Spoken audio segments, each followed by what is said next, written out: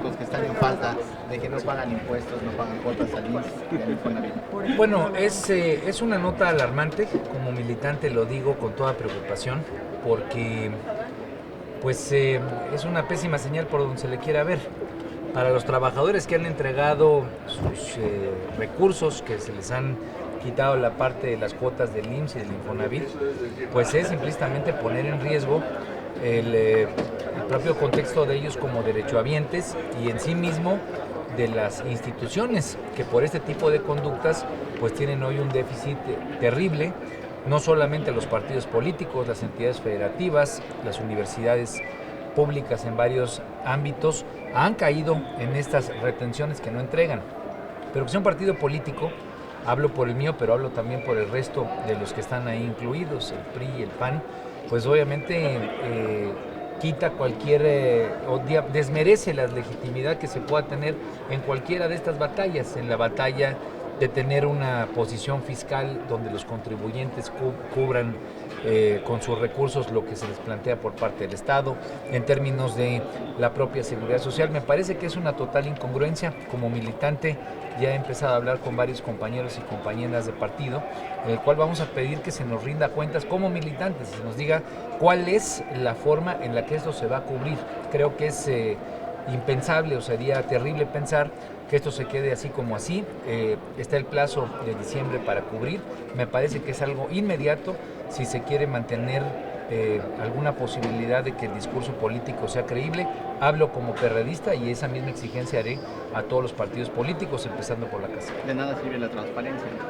No, al contrario, la transparencia sirve y sirve de mucho, sirve para esto, para que sepamos, no solamente los militantes, sino los ciudadanos cuyos recursos financian a los partidos políticos. Y yo por lo pronto, junto con senadores de aquí, hemos planteado que los recursos que reciben los partidos políticos tienen que recortarse al 50%. Así lo planteamos antes de la discusión presupuestal. Esto le hubiera significado, entre recorte del INE y de los partidos políticos, hubiera sido casi 14,000 millones de pesos, muy buenos para mantener los recursos en salud, que hoy que salieron todos a rasgarse las vestiduras porque se dieron cuenta que la diabetes y la obesidad son un problema, pues hubiéramos podido involucrar esos recursos en ello. No podemos seguir cayendo en incongruencias y por eso hay que exigirle a los partidos políticos que, así como la transparencia sirve para que nos enteremos de lo que está mal hecho, también sirva para que haya rendición de cuentas y obviamente reconducción de acciones. Senador, ayer la Secretaría de Relaciones Exteriores emitió estas 11 medidas para ayudar a los mexicanos en el exterior. Bueno, después de revisarlas, qué bueno que se haga una convocatoria de este tipo.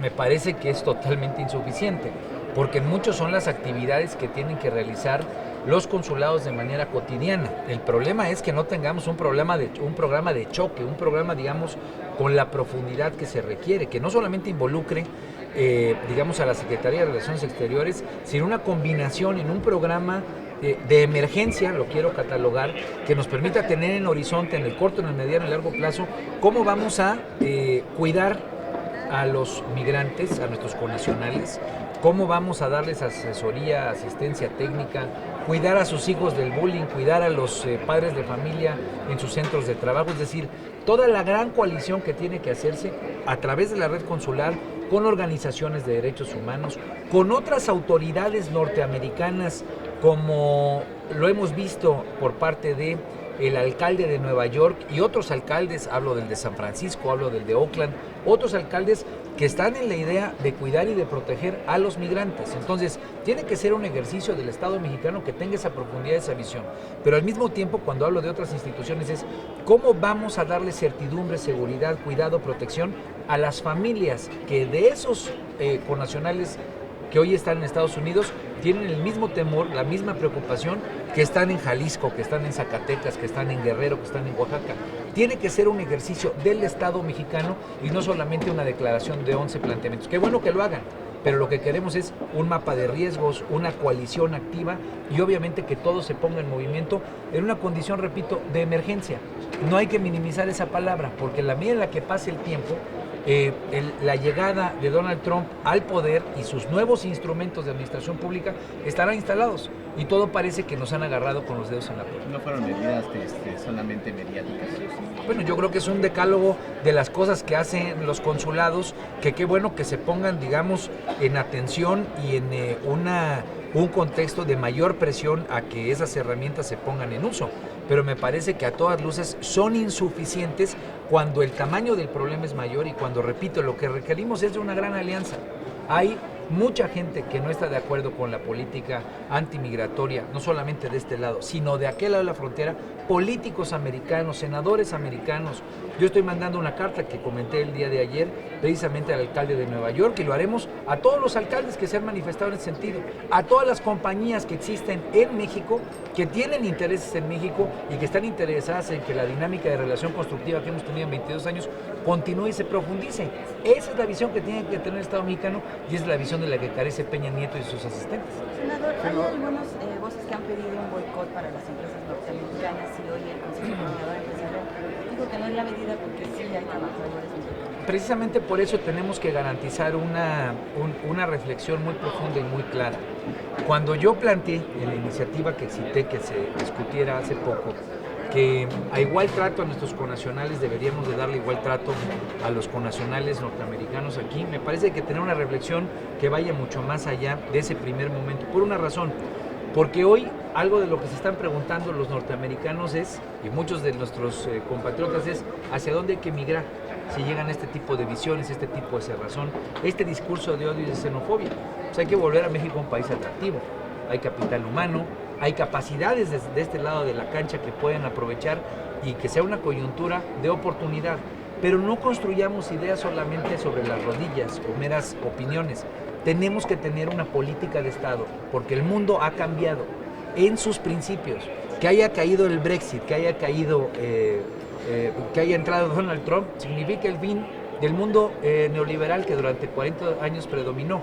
Son cambios de paradigmas para los que México hoy no está listo, pero tenemos que alistarnos. Por eso el Senado de la República tiene que convocar a todas las fuerzas, ya que Peña Nieto no lo ha hecho, para que las discutamos y las propongamos. Senador, preguntarte, se detuvo finalmente ya Padres por el asunto de precios.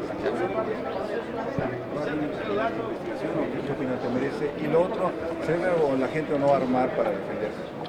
Bueno, a mí me preocupa que en el contexto del tema Padres lo que parecía era que había una historia construida para una telenovela armada entre el PRI y el PAN, en la cual incluso se sabía que había habido una negociación para que Padres se presentara, entendiendo que los delitos que le tenían, digamos, señalados, pues no le iban a merecer cárcel. Él es aprehendido, es el principal sorprendido de su aprehensión, porque se le imputan actos, digamos, relacionados con crimen organizado, de tal manera que hay que revisar con mucha puntualidad. Este tipo de acciones han tenido en este gobierno y el gobierno federal anterior, pues una serie de fallas en el debido proceso, donde la integración termina dando el show mediático en favor de una posición política que en lugar de verdaderamente combatir e ir en contra de los crímenes que se imputan, en este caso la corrupción. Hay que revisar, hay que estar atentos. El problema de este tipo de artimañas que ha tenido el pasado nos llevan a dudar el día de hoy que verdaderamente estén fundados y motivados los hechos que se le acusan. Lo que sí es un hecho es que este señor tiene toda la imagen, como dicen, si es pato parece pato y habla como pato. En este caso es un señor que tiene miles de millones de pesos, que todo indica que los ha sustraído de manera ilícita y por lo tanto que es un corrupto. Pues que no vayamos a desilusionar a la gente porque esté mal integrado el caso.